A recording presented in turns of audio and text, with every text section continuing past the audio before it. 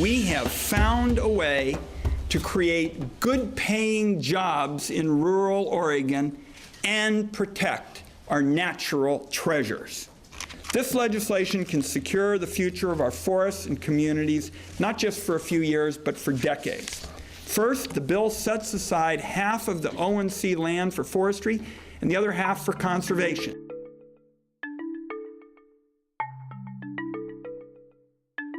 So this is a philosophy for natural resources that makes it clear that forest policy ought to be dictated by science and not lawyers. Now, we worked with the best scientists in the Northwest to make these harvests as ecologically friendly as we possibly could. And we listened to the conservation groups who said we need ironclad protections for clean drinking water and Oregon's salmon and unique wildlife. We want to find approaches to managing these forests that both provide simultaneously ecological benefits and economic benefits, provide them together. And we've put forth ideas that we think helps do that. Finally, the last thing I want to point out is this is a courageous bill. It breaks with decades of either or. Either you must clear-cut these areas and manage them intensively for wood production, or you must preserve them. And this, in fact, rejects both of those extreme approaches and simply says, you know, yes, we're going to manage some of this for production. Yes, we are going to have wilderness and conserve the old growth, but we're going to define a new path for managing our forest resources, which in fact provides for social benefits while in fact achieving ecological goals. I think this is good legislation. I think, as Senator Wyden pointed out, this is about a balance. It is trying to break the gridlock that has existed over the last 30 years.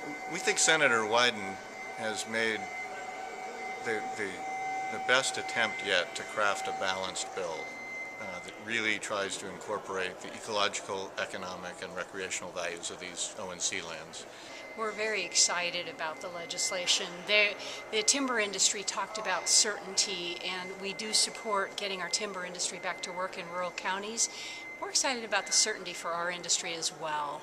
The Oregon's outdoor recreation industry on the sport fishing side has 11,000 jobs. Taking care of these O&C lands is taking care of the jobs that we sustain in our industry as well.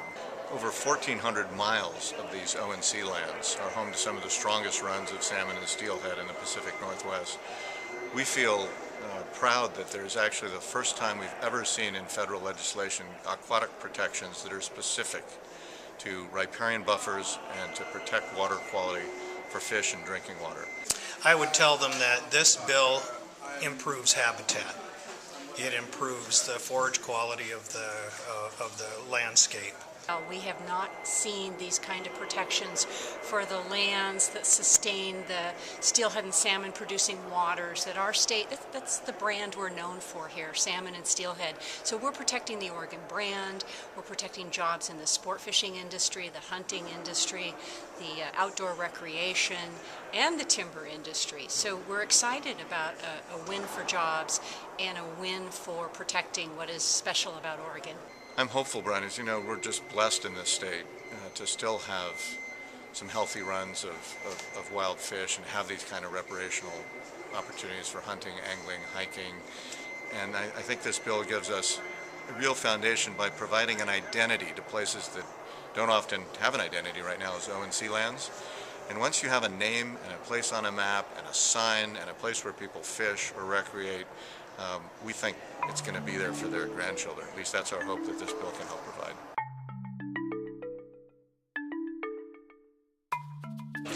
And that's a result of too much growth, too much shading, and very bad forestry practices.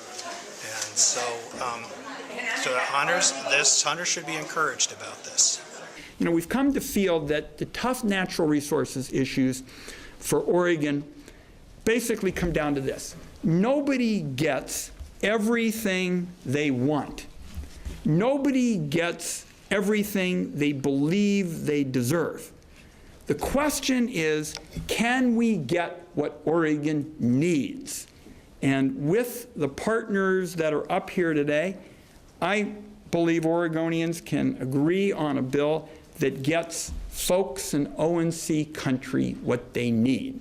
This bill, as well as the House-passed bill that was drafted by Congressman DeFazio and Walden and Schrader, are two different approaches to solving the ONC issue, but I think the principles are exactly the same.